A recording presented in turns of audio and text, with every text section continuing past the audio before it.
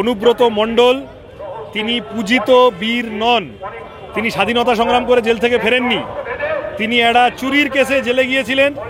অত ক্ষমতাশালী লোক বিভিন্ন রকম চেষ্টা করে জামিন করতে পারেনি, সময়ের নিয়মে 2 বছর পরে একটা জামিন পেয়েছে। কিছু কিছু তুমি দেখবে রাজপাল যাদব মার্কা ভিলেন হয়, ওই ভূমিকা পালন করছেন যারা, তারা কলতান আর অনুব্রতকে এক করছেন।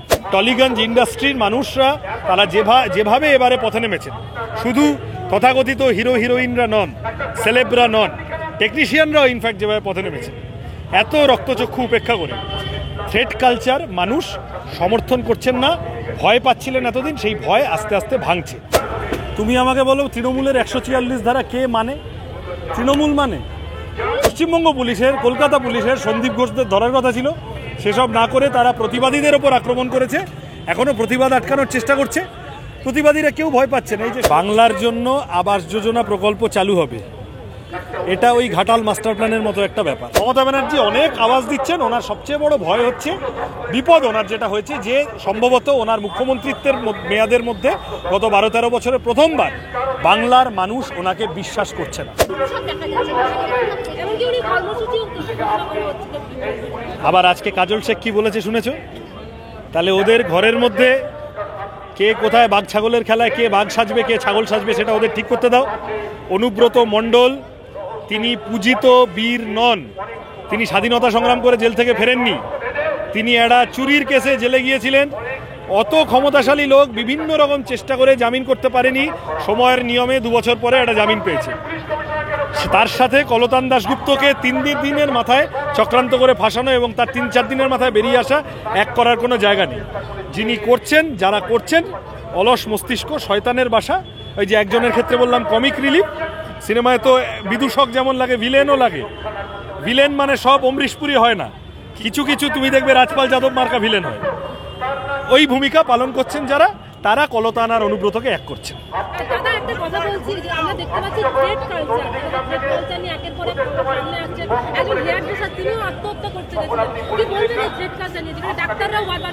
এইটা শোনো, পশ্চিমবঙ্গে দুষ্কৃতি, দুর্নীতি, পুলিশ, তৃণমূল, এই যা নেক্সাস তৈরি হয়েছে গত অনেকগুলো বছর ধরে, এই নেক্সাস পশ্চিমবঙ্গের পরতে পরতে সর্বত্র কোনো না কোনোভাবে থ্রেট কালচারের সম্মুখীন আমাদের সবাইকে দাঁড় করিয়েছে।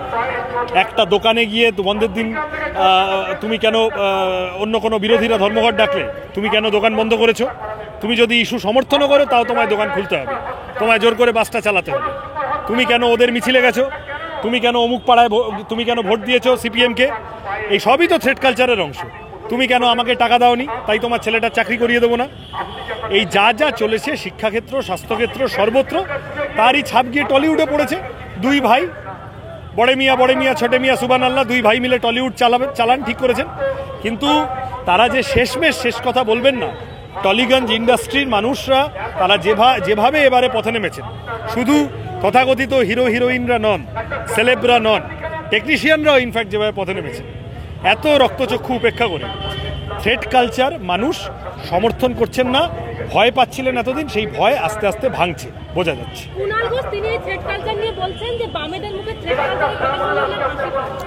আচ্ছা, আমাকে একটা কথা বলো না, বারবার কুণাল ঘোষের কথা জবাব কেন দিতে হবে আমাদের?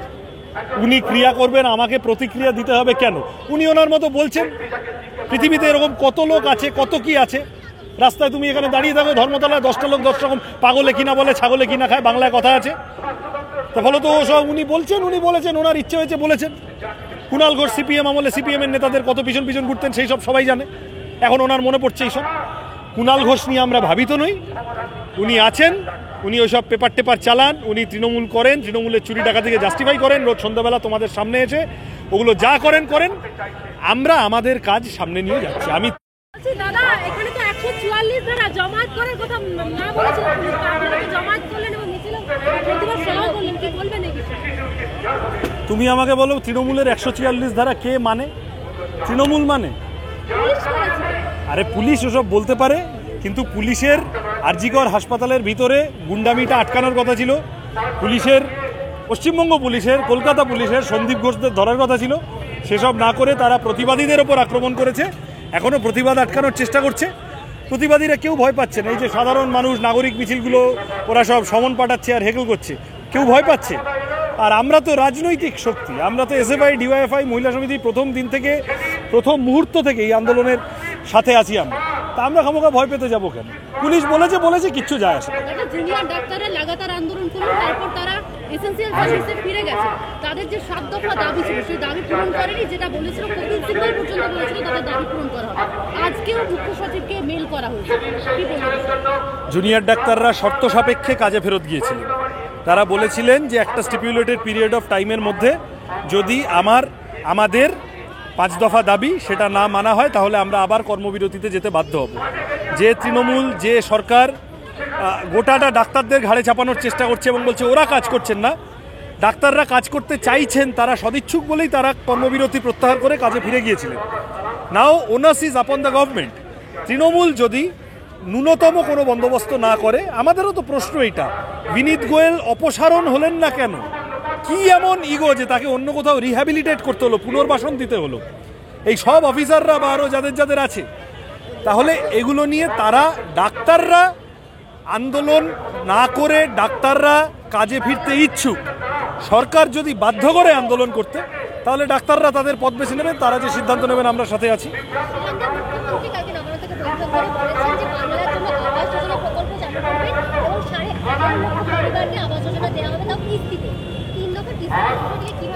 বাংলার জন্য আবাস যোজনা প্রকল্প চালু হবে, এটা ওই ঘাটাল মাস্টার প্ল্যানের মতো একটা ব্যাপার। এটা তোমাকে বুঝে নিতে হবে যে পশ্চিমবঙ্গ সরকার সে মাইনে দিতে পারছে না, সে চাকরি দিচ্ছে না, টাকা আছে সেই টাকা মদ মাংসের পিছনে খরচা করতে ব্যস্ত, সে নাকি ঘর বানানোর জন্য বেশি করে টাকা দেবে। এটা আরেকটা স্ক্যাম হবে, যেরকম স্টুডেন্ট ক্রেডিট কার্ডটা স্ক্যাম হয়েছে এখন বোঝা যাচ্ছে। এখন যেরকম অনেক জায়গায় স্বাস্থ্যসাথীটা আর চলছে না, প্রথমে যা বিজ্ঞাপন হওয়ার হয়ে গেছে, কিন্তু পরে বভ্যারম্ভে লঘুক্রিয়া, পর্বতের মুশিক প্রসব, এই প্রকল্পটিও বড় বড় কথার আড়ালে শেষমেশ গিয়ে এইসবই হবে। আমার ধারণা এইসব বলে উনি জনরোষ সেটাকে স্তীমিত করতে চাইছেন, কিন্তু মুখ্যমন্ত্রীর এত কিছু করার তো দরকারই পড়তো না। দিল্লির আবাস যোজনার টাকা যদি ওনার লোকেরা মেরে না দিত, ঘরের টাকা মেরে না দিলে মুখ্যমন্ত্রীর তো আর নতুন করে আমাদের রাজ্য বলে ঘোষণা করার ব্যাপার ছিল না। দিল্লির টাকাই এখানকার লোকেরা মেরে দিচ্ছে, আবার করবেন, আবার সরকারি টাকা মারবে লোকে। আমার মনে হয় এটা ফাউ ঘোষণা, এর খুব মানে হবে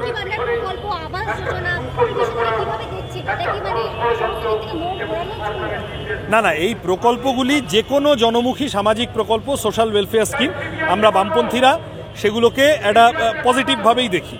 বামফ্রন্ট সরকার পশ্চিমবঙ্গে এবং অন্যান্য রাজ্যে থাকাকালীন, ইভেন এখন কেরালাতে থাকাকালীনও এই ধরনের সোশ্যাল ওয়েলফেয়ার স্কিম অজস্র আছে, চলছে মানুষের জন্য। পাবলিকের টাকা, তোমার আমার টাকা, কেউ তোয়ালে মুড়ে খেয়ে নেবে, কেউ স্যান্ডো গেঞ্জি পরে খেয়ে নেবে, তার চেয়ে যদি সেই টাকার কিছুটা মানুষের কাছে ফেরত আসে ক্যাশ হিসেবে, অসুবিধার কিছু নেই। কিন্তু কেবল ওইটা করলে চলবে না। আমরা বুঝি এই ধরনের জনমুখী প্রকল্পগুলো সাপ্লিমেন্ট হতে পারে, ইনফ্রাস্ট্রাকচার তৈরি করতে হবে।